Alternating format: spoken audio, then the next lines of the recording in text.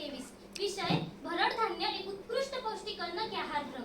मित्रहो, या विषयावर सविस्तर बोलण्यापूर्वी आहार आणि आरोग्य ह्याचा किती घनिष्ठ संबंध आहे हे आपण जाणतोच आणि त्यामुळेच कदाचित आपल्या भारतीय संस्कृतीत अन्न ग्रहण करताना वदनी कवळ घेता नाम घ्या श्री हरीचे, सहज हवन होते नाम घेता फुकाचे, जीवन करी जीवित्वा अन्न हे पूर्ण ब्रह्म, उदर भरणो हे जाणीजे यज्ञ कर्म। मित्रहो, उदर भरणो हे जाणीजे यज्ञ कर्म।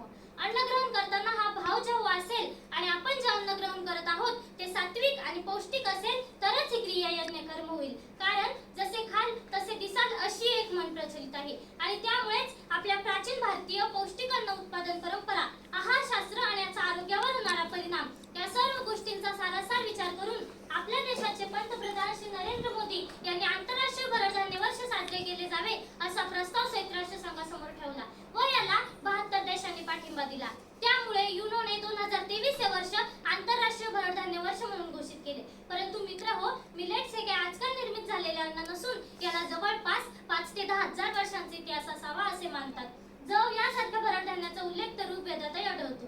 ज्वारी सारखे तृणधान्य इजिप्तमध्ये इसवी सन पूर्व 2000 वर्ष अस्तित्वात होते। अशा या प्राचीन व पुरातन असणाऱ्या भरड धान्याच्या एकूण जागतिक उत्पादनापैकी 41% आणि आशियातील एकूण उत्पादनापैकी 80% उत्पादन हे भारतात होते व त्याचा सर्वाधिक उपयोगही भारतातच होतो। त्यामुळे सर्वाधिक उत्पादन असणारे, सर्वाधिक जमिनीवर उगवणारे आणि सर्वाधिक लोकांचे अन्न असणारे भरड धान्य अधिकाधिक वापरले जावे हाच उद्देश डोळ्यासमोर ठेवून केंद्र सरकारने भरड धान्यांना एप्रिल 2018 मध्ये पौष्टिक तृणधान्यांचा अधिकृत दर्जा दिला।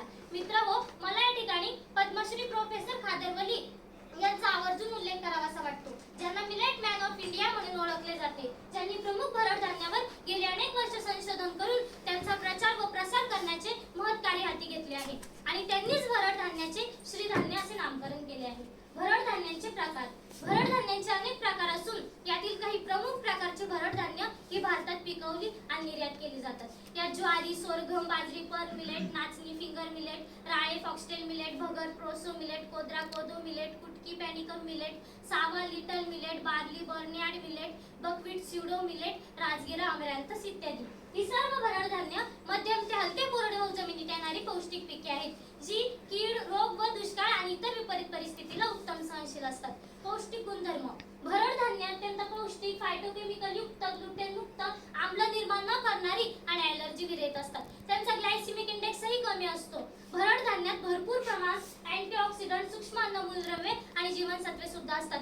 त्यामुळे त्यांचे सेवन केल्याने रक्तातील शर्करा, ट्रायग्लिसराईड आणि सी रिएक्टिव्ह प्रोटीनच्या प्रमाणात घट होते, ज्यामुळे हृदयरोग टळतात। शिवाय ही धान्य पचायला हलकी असतात, त्यामुळे पचन संस्थेचे कार्य सुरळीत पार पाडले जाते। या धान्यात 7 ते 12% प्रथिने, 2 ते 5% मेद, 15 ते 20% तंतुमय पदार्थ, 60 ते 75% कर्बोदके आणि सूक्ष्म अन्नमूलद्रव्ये सुद्धा असतात। आता आपण काही प्रमुख भरड धान्याविषयी माहिती पाहू।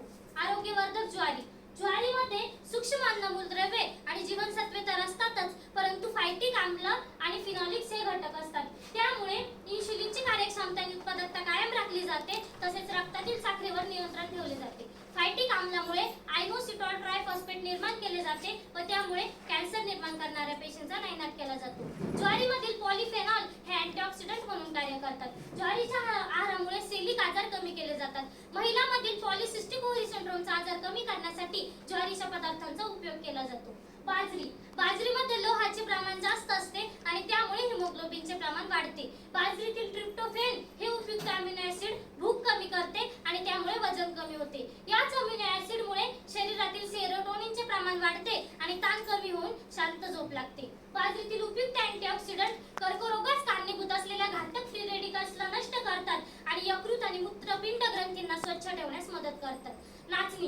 नाचणी हे भरड धान्य कॅल्शियमचा उत्कृष्ट स्रोत आहे, त्यामुळे हाडांचे आरोग्य चांगले राहते, तसेच ऑस्टिओपोरोसिस नियंत्रणात येतो। नाचणीमध्ये विशिष्ट प्रकारचे फॉस्फेट्स असतात, त्यामुळे नाचणी सत्व हे लहान मुलांच्या वाढीसाठी एक उत्तम ब्रेन टॉनिकच ठरते। नाचणीमधील ड जीवनसत्वामुळे तारुण्य टिकण्यास मदत होते। राजगिरा। राजगिरामध्ये उच्च प्रथिने तसेच राजगिरा तेलामध्ये जवळपास 77% असंतृप्त फॅटी ऍसिड असते, तसेच लिनोलिक ऍसिडचे प्रमाणही जास्त असते आणि त्यामुळे कर्करोग आणि उच्च रक्तदाब या आजारांना प्रतिबंध होतो। मित्रहो, यावर राळे, भगर, कोद्रा, कुट्टू, सावा, राजगिरा अशा अनेक भरड धान्यांचे पोषण मूल्य उच्च असून त्यामुळे निरामय आणि आरोग्यदायी जीवन जगता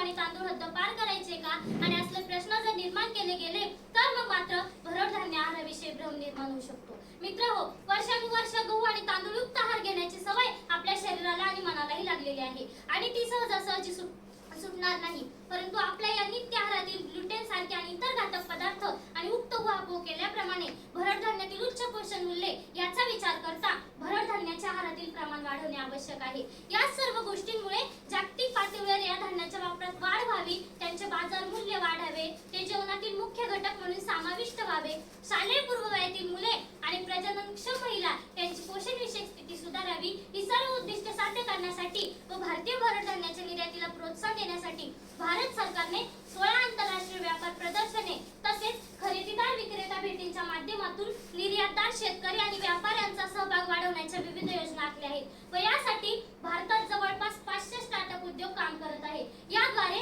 नाचणी कुकीज, बाजरी कुकीज, ज्वारी रोस्टला या नाचणी सत्व आदी दर्जेदार पदार्थ निर्माण केले जात आहे. मित्रहो, एकेकाळी गरिबांचे अन्न म्हणून हीन लेखले जाणारे किंवा दुर्लक्षित झालेले भरड धान्य आज मिलेट्स या गोंडस नावाखाली विविध मॉल्समधून दिमाखाने मिरवत असल्याचे आपल्याला दिसत आहे. चला तर मग निर्धार करूया, भरड धान्याचा आहारात मुख्य अन्न म्हणून समावेश करूया, आरोग्यदायी जीवन जगूया आणि आपल्या देशाच्या शेती व्यवसायाला आणि कृषी व्यवस्थेला चालना देऊया. जय जवान, जय किसान, जय विज्ञान. धन्यवाद.